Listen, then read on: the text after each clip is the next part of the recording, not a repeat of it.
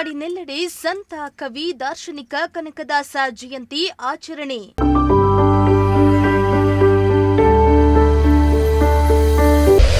ಚಿಕ್ಕನಾಯಕನಹಳ್ಳಿಯ ತಾಲೂಕು ಕಚೇರಿಯಲ್ಲಿ ಕನಕದಾಸರ 530ನೇ ಜನ್ಮದಿನ ಆಚರಣೆ.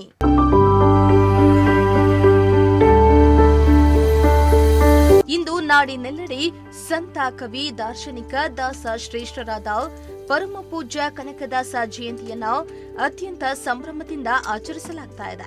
ಇತ್ತ ಚಿಕ್ಕನಾಯಕನಹಳ್ಳಿ ತಾಲೂಕು ಕಚೇರಿ ಸೌಧದಲ್ಲಿ ಕನಕದಾಸರ 530ನೇ ಜಯಂತಿಯನ್ನ ಭಕ್ತಿ ಭಾವದಿಂದ ಆಚರಣೆ ಮಾಡಲಾಯಿತು.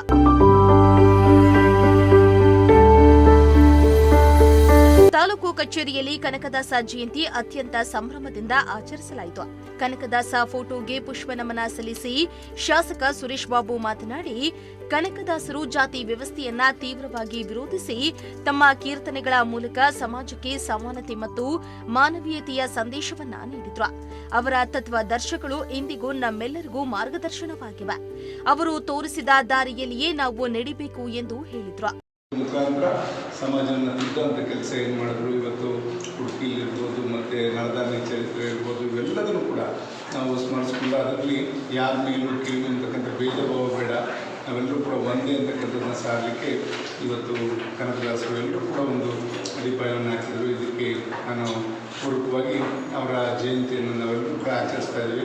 ಆ ಜಯಂತಿ ಮುಖಾಂತರ ನಾವೆಲ್ಲರೂ ಕೂಡ ಅವರ ಆದರ್ಶಗಳನ್ನ ನಾವು ಎತ್ತಿಡಿತಕ್ಕಂಥ ಕೆಲಸ ಮಾಡೋಣ ಅಂತಕ್ಕಂಥದ್ದನ್ನ ಈ ಸಂದರ್ಭದಲ್ಲಿ ಹೇಳ್ತಾ ಮತ್ತೊಮ್ಮೆ ಎಲ್ಲರಿಗೂ ಕೂಡ ಕನಕ ಜಯಂತಿಯ ಶುಭಾಶಯಗಳನ್ನೇ ಅಂತ ನನ್ನ ಮಾತು.